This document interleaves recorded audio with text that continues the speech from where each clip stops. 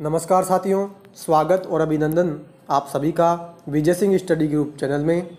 साथियों, हमारी एम लक्ष्मीकांत की पॉलिटी की सीरीज चल रही है और इसमें हमने 11 लेसन इस बुक के कंप्लीट कर लिए हैं। लेटेस्ट एडिशन है ये, 6th रिवाइज एडिशन है। भारत की राज्य व्यवस्था एम लक्ष्मीकांत के द्वारा लिखी गई ये बुक है और हमने शुरुआत में इस बात का प्रॉमिस किया था कि ये बुक जो होगी पूरी मैं कंप्लीट आपको करवाने वाला हूँ।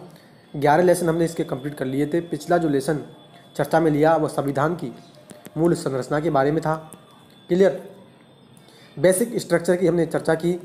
शंकरी प्रसाद मामला 1951, गोलकनाथ मामला 1967 और केशवानंद भारती मामला 1973 में जाकर के जब संविधान की मूल संरचना का कॉन्सेप्ट निकल कर आया तो इसकी हमने डिटेल से चर्चा कर ली थी।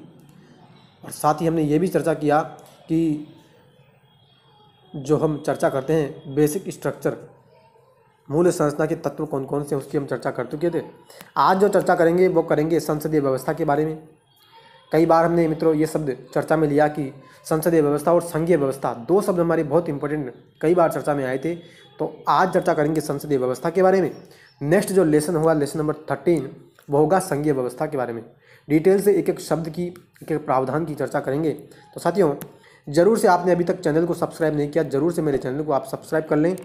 साथ ही बेल का जो आइकन है उसके ऑल पर क्लिक कर लें ताकि सारे वीडियो के नोटिफिकेशन आपको मिल जाए। क्लियर, और वीडियो आज की पसंद आए तो वीडियो को लाइक करना, ज़्यादा से ज़्यादा दोस्तों में आपको इसको शेयर करना है और ज़रूर से चैनल को आप सब्सक्राइब कर लें।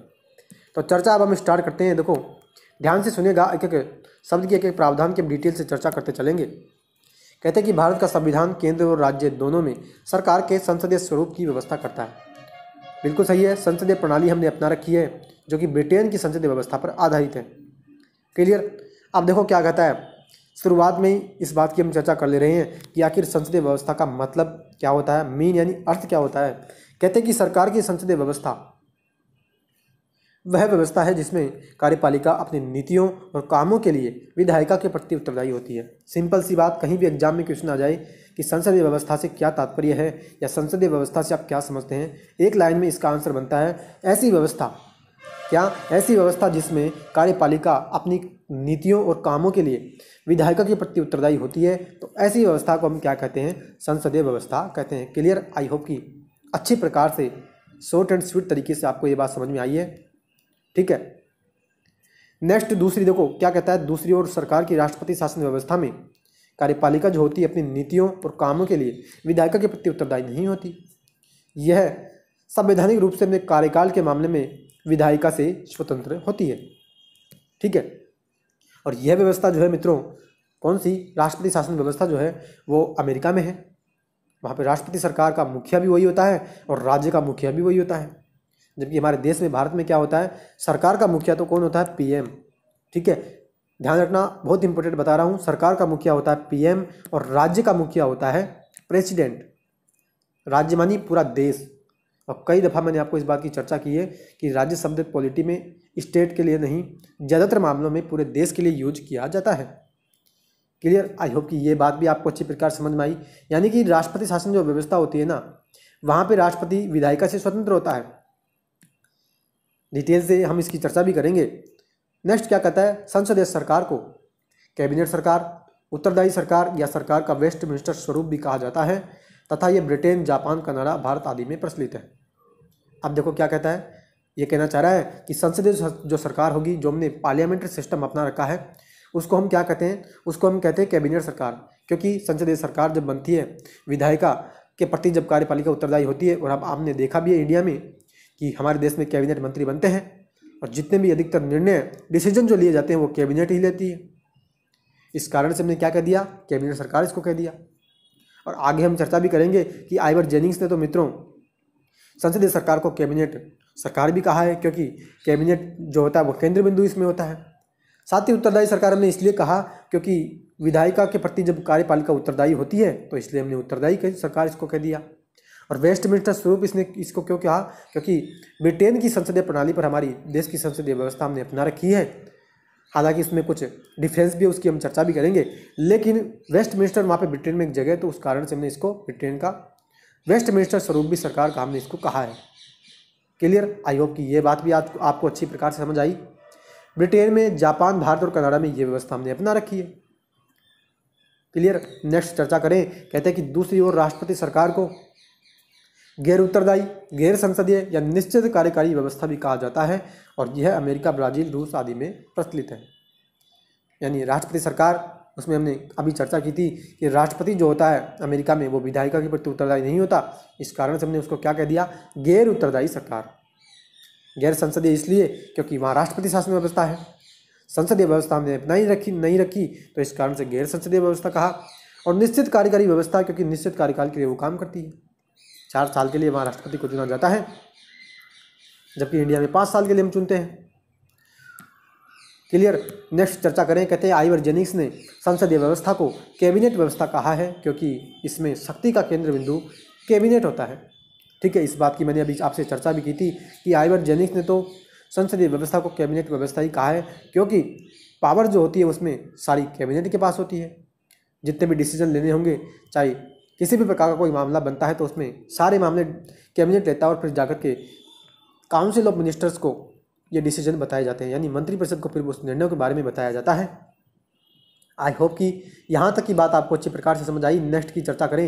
नेक्स्ट कहता है क्या कि संसदीय सरकार को उत्तरदायी सरकार के रूप में भी जाना जाता है क्योंकि इसमें कैबिनेट संसद के प्रति उत्तरदायी होती है। इसकी मैंने आपके साथ अभी डिटेल से चर्चा कर ली है कि उत्तरदायी वो है, इस कारण से हमने क्या कहा उसको, उत्तरदायी सरकार।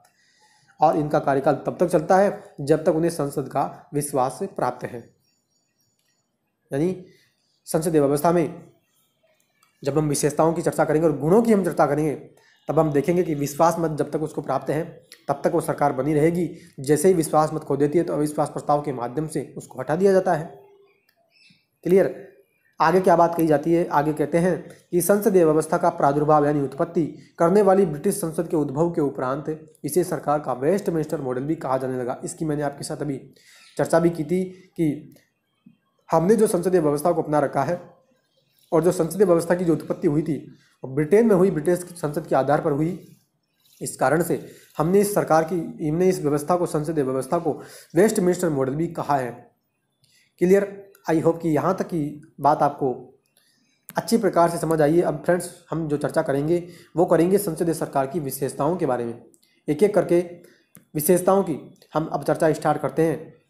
अभी तो हमने ये बात एक शॉर्ट एंड स्वीट तरीके से जान ली कि हाँ, जब कार्यपालिका विधायिका के प्रति उत्तरदायी होती है तो ऐसी व्यवस्था को हम संसदीय व्यवस्था कहते हैं।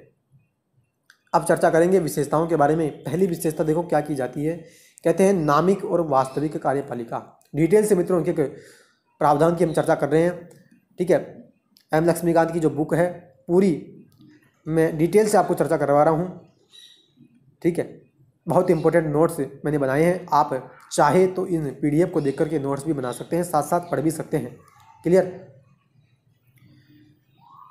तो क्या कहता है देखो, नामिक और वास्तविक कार्यपालिका, यानी वास्तविक कार्यपालिका इंडिया में है और नामिक कार्यपालिका राष्ट्र जो अमेरिका में है राष्ट्रपति के माध्यम से, उसकी चर्चा करें। कहता है राष्ट्रपति नामिक कार्यपालिका है जबकि प्रधानमंत्री वास्तविक। कैसे? इस तरह राष्ट्रपति जो होता है वो राज्य का मुखिया होता है और जबकि प्रधानमंत्री जो होता है वो सरकार का मुखिया। इसकी मैंने आपके साथ अभी चर्चा भी की थी कि राज्य का मुखिया राष्ट्रपति और सरकार का मुखिया पीएम। ठीक है, तो पहली विशेषता हमने बताई क्या, नामिक और वास्तविक कार्यपालिका, कि प्रेसिडेंट जो होगा वो नामिक कार्यपालिका होगा, वास्तविक कार्यपालिका जो होगी वो पीएम के नेतृत्व में होगी। क्लियर। दूसरी विशेषता की चर्चा करें, कहता है बहुमत प्राप्त दल का शासन। आपको पता है जिस भी सरकार को, यानी जिस भी पार्टी को, जिस भी पॉलिटिकल पार्टी को बहुमत प्राप्त होता है लोकसभा चुनाव में, वही सरकार बनाती है। कहते हैं क्या कि जिस राजनीतिक दल को लोकसभा में बहुमत में सीटें प्राप्त होती है वह सरकार बनाती है। क्लियर। और कहते हैं उस दल के नेता को राष्ट्रपति द्वारा प्रधानमंत्री नियुक्त किया जाता है। अन्य मंत्रियों की नियुक्ति भी राष्ट्रपति प्रधानमंत्री के परामर्श से ही करता है। बिल्कुल सही है।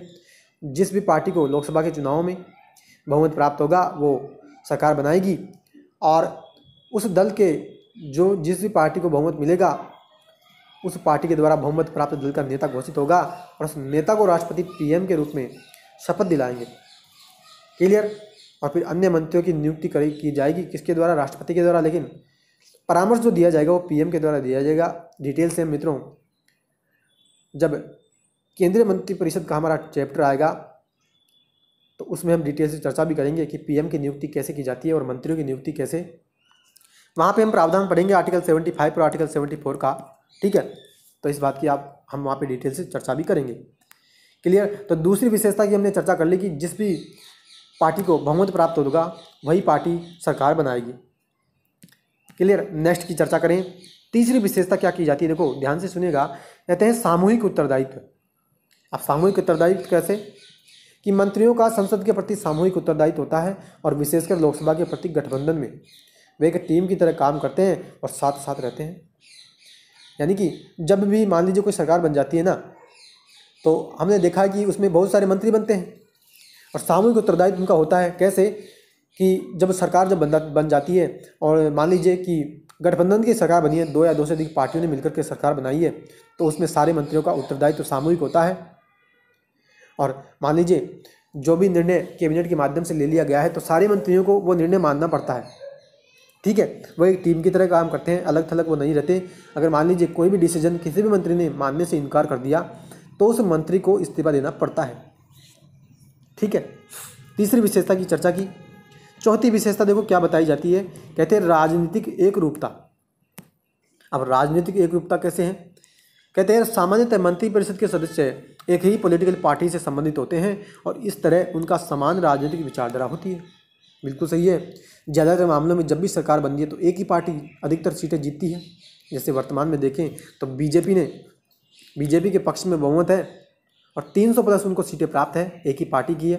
जबकि देखा जाए तो 273 सीटों में ही सरकार बन जाती है, बहुमत प्राप्त हो जाता है। तो यहाँ तो उसके पास पूर्ण बहुमत है, यानी केवल एक पार्टी के पास ही बहुमत मिला हुआ है। इस कारण से सारे जो मंत्री है वो एक ही पार्टी से संबंधित है, ठीक है। तो राजनीतिक एकरूपता इस कारण से होती है। वैसे वर्तमान में देखा जाए तो एनडीए भी उसमें मिला हुआ है, तो इस कारण से एनडीए के मंत्री भी उसमें शामिल हैं, ठीक है। इस तरह उनकी समान राजनीतिक विचारधारा होती है। नेक्स्ट पांचवी विशेषता की चर्चा करें तो मित्रों मैं आशा कर रहा हूँ कि डिटेल से आपको अच्छी प्रकार से ये चीज़ें समझ आ रही है। किसी भी प्रकार की कोई दिक्कत आती है तो कमेंट आप जरूर करिएगा, कमेंट बॉक्स में रिप्लाई मैं उसका जरूर करूँगा। क्लियर। पांचवी विशेषता क्या बताई जाती है, कहते हैं सरकार की व्यवस्था में प्रधानमंत्री नेतृत्वकर्ता की भूमिका निभाता है। बिल्कुल सही है। प्रधानमंत्री के नेतृत्व में ही तो सरकार चलती है। वह मंत्रिपरिषद का, संसद का और सत्तारूढ़ दल का नेता होता है। बिल्कुल सही है। मंत्री जितने भी होते हैं वो उसी के अनुरूप, यानी वो उनका नेतृत्व करता है। लीडर उनका होता है, संसद का लीडर भी वही होता है लोकसभा चुनाव में, और सत्तारूढ़ दल का जो नेता होता है वो भी पीएम ही होता है। वह सरकार के संचालन में एक महत्वपूर्ण और अहम भूमिका का निर्वहन करता है। बिल्कुल सही है। प्राइम मिनिस्टर के नेतृत्व में सरकार चलती है तो अहम भूमिका, महत्वपूर्ण रोल उसका वहाँ निभाता है, ठीक है। पांचवी विशेषता की चर्चा की। छठवीं विशेषता की बात बताएं तो निचले सदन का विघटन। अब क्या कहता है निचले सदन का विघटन, कहता है कि संसद के निचले सदन को पीएम की सिफारिश के बाद राष्ट्रपति द्वारा विघटित किया जा सकता है। अर्थात पीएम मंत्रिपरिषद का कार्यकाल पूर्ण होने से पूर्व नए चुनाव के लिए राष्ट्रपति से लोकसभा विघटन की सिफारिश कर सकता है। बिल्कुल सही है। प्राइम मिनिस्टर ने, प्रधानमंत्री ने यह कह दिया कि आप मित्रों संसद के जो निचला सदन है लोकसभा को, उसको आप विघटित कर दो, तो राष्ट्रपति उसको विघटित कर सकते हैं और चुनाव वो करवा सकता है समय से पूर्व भी, ठीक है। कार्यकाल पूरा होने से पूर्व भी अगर उसने लोकसभा को विघटित कर दिया तो नए चुनाव की घोषणा फिर होती है, ठीक है। तो ये मित्रों हमने किसकी चर्चा की, संसदीय सरकार की विशेषताओं की हमने चर्चा कर ली। 6 विशेषताएं मैंने आपको बताई डिटेल से। आई होप कि डिटेल से आपको अच्छी प्रकार से ये विशेषताएं समझ में आई है। किसी प्रकार की कोई दिक्कत आपको आती है तो आप वीडियो को बैक में लेकर जाकर के पुनः इसको सुन सकते हैं। क्लियर। ये तो हमने चर्चा की संसदीय सरकार की विशेषताओं की। अब हम चर्चा करेंगे राष्ट्रपति शासन व्यवस्था की, जो कि अमेरिका में प्रचलित है। तो क्या बात कही जाती है, कहते हैं भारतीय संविधान के विपरीत अमेरिकी संविधान सरकार में राष्ट्रपति शासन की व्यवस्था करता है। अमेरिकी राष्ट्रपति शासन व्यवस्था वाली सरकार की निम्न विशेषताएं हैं। कहता है, हमने चर्चा भी करी है कि भारत के संविधान में यानी इंडिया में तो हमने संसदीय व्यवस्था को अपनाया है, जबकि अमेरिका में राष्ट्रपति शासन व्यवस्था है, ठीक है। और राष्ट्रपति शासन व्यवस्था की अब हम चर्चा कर रहे हैं, संसदीय व्यवस्था की हमने चर्चा कर ली है। तो राष्ट्रपति शासन व्यवस्था में क्या क्या विशेषताएं होती है, ठीक है, उसकी हम चर्चा आप कर रहे हैं। पहली विशेषता की देखो क्या बात कही जाती है, कहते हैं अमेरिका का राष्ट्रपति राज्य व सरकार दोनों का मुखिया होता है। इसकी मैंने आपके साथ अभी शुरुआत में चर्चा भी की थी कि इंडिया में राज्य का प्रमुख और राष्ट्र का प्रमुख दो होते हैं। राज्य का प्रमुख जो होगा यानी राज्य का प्रमुख होता है और एक सरकार का प्रमुख। राज्य का प्रमुख जो होता है वो प्रेसिडेंट होता है और सरकार का प्रमुख पीएम होता है। लेकिन अमेरिका में क्या होता है, राज्य का और सरकार का दोनों का प्रमुख एक ही होता है और वो होता है राष्ट्रपति। दोनों का मुखिया एक होता है। एक राज्य का प्रमुख होने के नाते उसे राज्य की स्थिति प्राप्त होती है और एक सरकार का मुखिया होने के नाते वह सरकार की कार्यकारी अंगों का नेतृत्व करता है। अमेरिकी राष्ट्रपति राज्य और सरकार दोनों का मुखिया होता है। क्लियर। राज्य का प्रमुख है उसके नाते उसको तो राज्य की स्थिति प्राप्त हो रही है और सरकार का मुखिया होने के नाते वो काम कार्यकारी अंगों का नेतृत्व करता है। क्लियर। दूसरी विशेषता की क्या बात कही जाती है, देखो कहते हैं राष्ट्रपति को निर्वाचन व्यवस्था के तहत 4 साल के लिए हम निश्चित कार्यकाल के लिए चुनते हैं। उसे कांग्रेस के द्वारा गैर संवैधानिक कार्य के लिए दोषी पाए जाने के अतिरिक्त नहीं हटाया जा सकता। यानी 4 साल के लिए हम उसको चुनते हैं राष्ट्रपति को अमेरिका में, और अगर मान लीजिए उसने कोई गैर संवैधानिक काम किया है तो केवल एक कारण है गैर संवैधानिक कारण, उसी के आधार पर आप उसको हटा सकते हैं महाभियोग के माध्यम से, वरना अन्य किसी मामले के आधार पर आप उसको नहीं हटा सकते। कहाँ पे? अमेरिका में राष्ट्रपति को। क्लियर। और भारत में किसके आधार पर हटाया जाता है उसकी हम चर्चा भी करेंगे। जब राष्ट्रपति पर महाभियोग हम लगाएंगे, राष्ट्रपति का चैप्टर डिटेल से हम डिस्कस करेंगे तो वहाँ पे हम चर्चा करेंगे। क्लियर। आर्टिकल 61 के माध्यम से हम भारत में राष्ट्रपति पर महाभियोग लगाते हैं। नेक्स्ट चर्चा करें तीसरी विशेषता की। देखो क्या बात कही जाती है कि राष्ट्रपति कैबिनेट या छोटी इकाई किचन कैबिनेट की सहायता से शासन चलाता है। यह केवल एक परामर्शदात्री इकाई होती है और इसमें गैर निर्वाचित विभागीय सचिव होते हैं।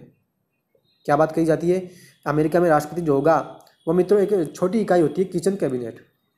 ठीक है, इसमें कुछ मंत्री शामिल होते हैं। ठीक है, तो किचन कैबिनेट की सहायता से वो शासन चलाता है और ये काम करती है क्या, केवल सजेशन देने का काम करती है, परामर्श देने का काम करेगी और गैर निर्वाचित विभागीय सचिव इसमें होते हैं। क्लियर। तीसरी विशेषता की चर्चा की। चौथी विशेषता की बात करें तो क्या बात कही जाती है, कहते हैं कि राष्ट्रपति जो होता है और उसके सचिव अपने कार्यों के लिए कांग्रेस के प्रति उत्तरदायी नहीं होते। वे न तो कांग्रेस की सदस्यता ग्रहण करते हैं न ही वे सत्र में भाग लेते हैं। इसी कारण से तो मित्रों हमने इसको क्या कहा था, इस व्यवस्था को, राष्ट्रपति शासन व्यवस्था को गैर उत्तरदायी सरकार। क्यों? क्योंकि वे कांग्रेस के प्रति उत्तरदायी है ही नहीं। जब हमने उसको उत्तरदायी बनाया ही नहीं तो हम उसको फिर उत्तरदायी सरकार नहीं कहेंगे, गैर उत्तरदायी हम उसको कहते हैं। और कहते हैं कि कांग्रेस की सदस्यता वो ग्रहण करते हैं, यानी न तो वो कांग्रेस की सदस्यता ग्रहण करते हैं न ही वे सत्र में भाग लेते हैं। क्लियर। नेक्स्ट विशेषता की चर्चा करें। नेक्स्ट क्या विशेषता बताई जाती है, कहते हैं कि राष्ट्रपति हाउस ऑफ रिप्रेजेंटेटिव का विघटन नहीं कर सकता।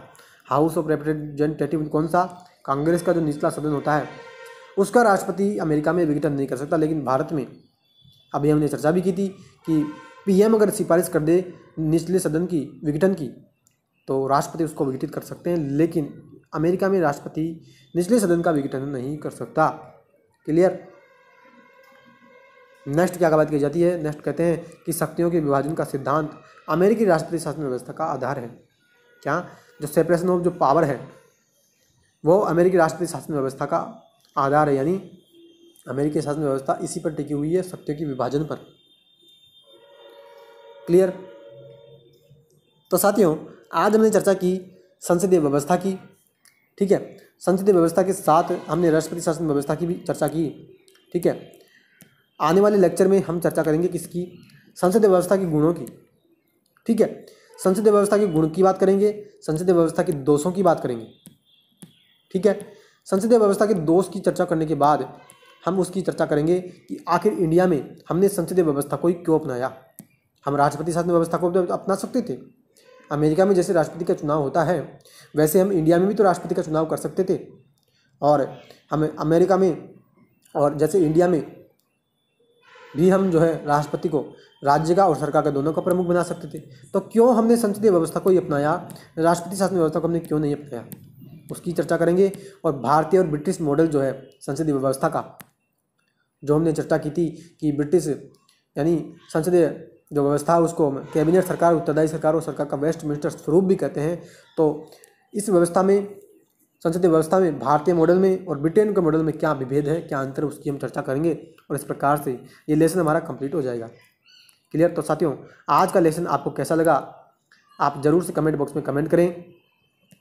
अगर वीडियो आज की पसंद आई है तो प्लीज़ वीडियो को लाइक करना, ठीक है।